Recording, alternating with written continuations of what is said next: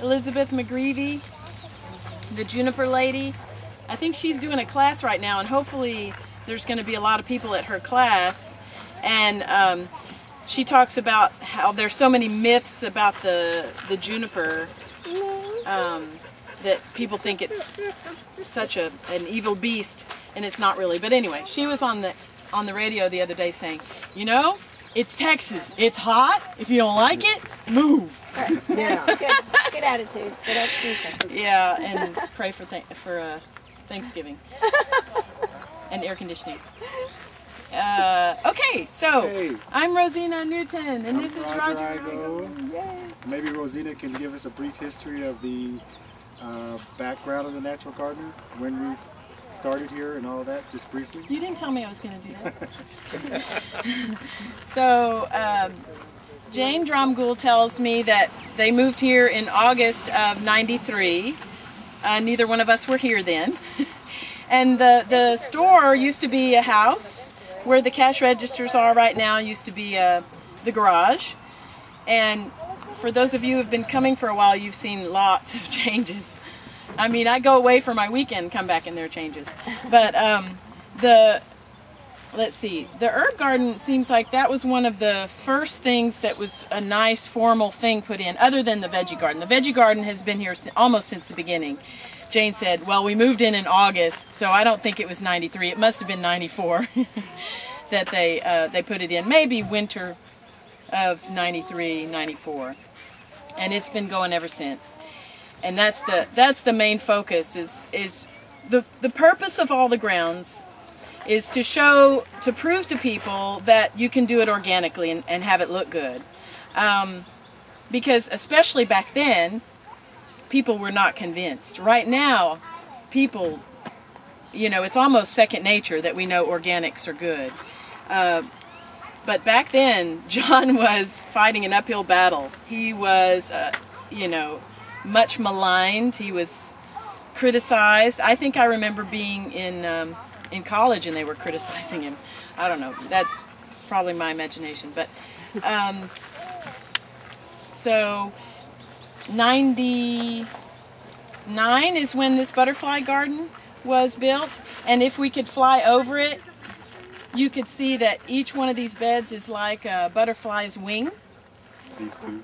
The middle beds. This would be the body of the butterfly here in the middle. Oh. And these beds are shaped like the wings of a butterfly. It's gone through, probably 2 or 3 different transformations. Finally, about a year ago, we started deciding that it was better to group plants and get it less convoluted.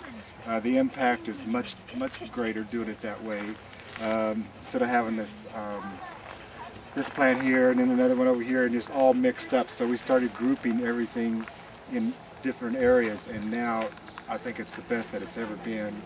It's you know, definitely my favorite garden out here, just because of the educational aspect of the cycle of the butterfly. We try to have plenty of nectar plants and all the larval plants, you know, that we need for the different butterflies, and then places for them to go into chrysalis. And so it's in really good shape. What do you do for the, you say places for them to go into chrysalis? What? They like grasses. Okay. They really like these concrete benches. If you look under this bench over here, you'd see a lot of chrysalis. Y'all want to come by and see it? And get a little shade? Because I know ours are on a, there's a passion vine on a trellis, and the adult fertilaries have been on a passion vine all over. And they go on the trellis. There's not a lot right now. Here's one here, but it's hatched out. Yeah.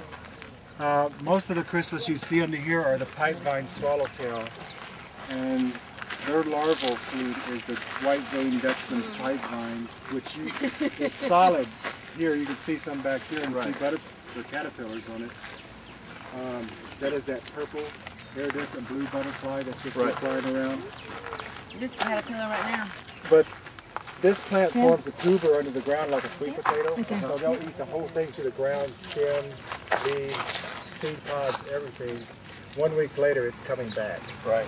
So You just gotta let them eat it, and you need a lot of it, but it will seed itself real easily. that one You right get it there. to go to a mature seed, and that way it'll spread, and you'll have plenty of it. But you need a lot, because if they don't have enough of that food, that's the only thing they're going to eat. If you don't have enough of it, then they're not going to make it to the chrysalis stage. They're going to crawl off searching for Which plant are you talking about? the Aristolochia, the white vein Dutchman's pipe vine. It needs to be put Where back. is that, sir? It's over here.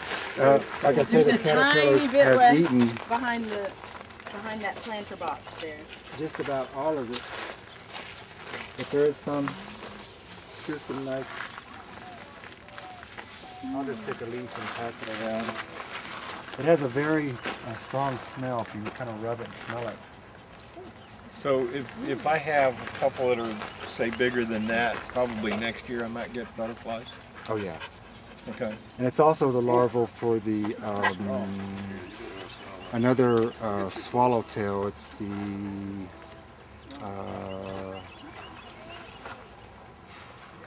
I'm drawing a Dutchman's blank. pipe vine is Yes. more than just one? It's a larval for a butterfly that's mostly native to like Venezuela, but I have seen them here. Wow. You know, because of global warming, that butterfly, a lot of people have seen them all over town. And I've had a woman call and say, I've got all these butterfly larvae and I don't have enough pipe vine, can I bring them out there? And we let people do that all the time. Very welcome to bring butterfly larvae out here, because we have plenty of stuff for them. I wish I could remember the name of that. Dutchman's pipe vine. That other swallowtail, but it's rare, and the caterpillar looks similar, but it has more stripes across the back, Okay. you know, than that one does. It almost looks like a cross between a monarch and a pipe vine swallowtail. Oh, okay. Do you have to put it in full sun? It can take some shade, but it won't really thrive in shade. But it can do dappled shade. I have it. It does very well in pots. You know, it's beautiful when it cascades over the edge of a pot. You set it on a stand or something like that. And Yeah, mine's gone from about that size, and it's got stringers now that are that. And I just put it in the spring. So.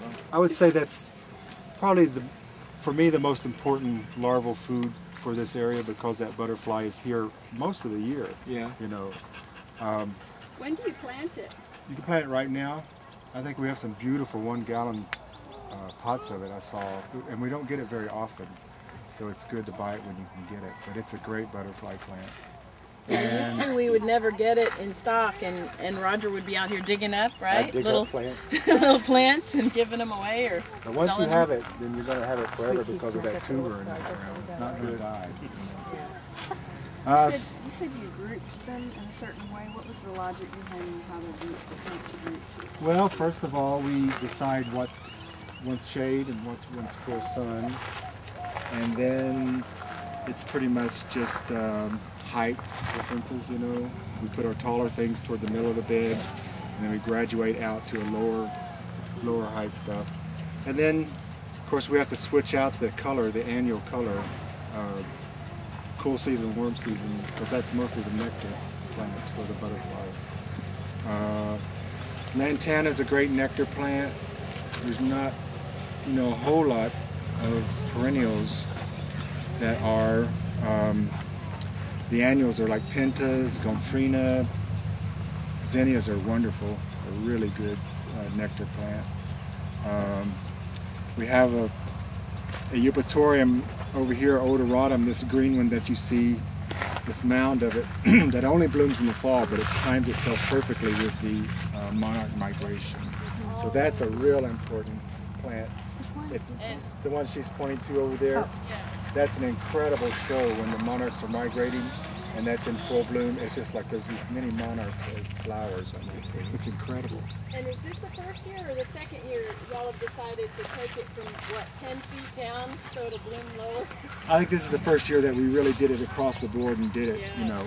It'll get as tall as the fence, or taller.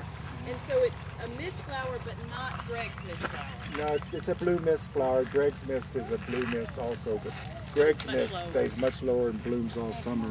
So which one is it? Yes. It's an odoratum. This is eupatorium over here. For a long time I called it celestinum, and then we looked it up and decided Celestinum didn't get that tall.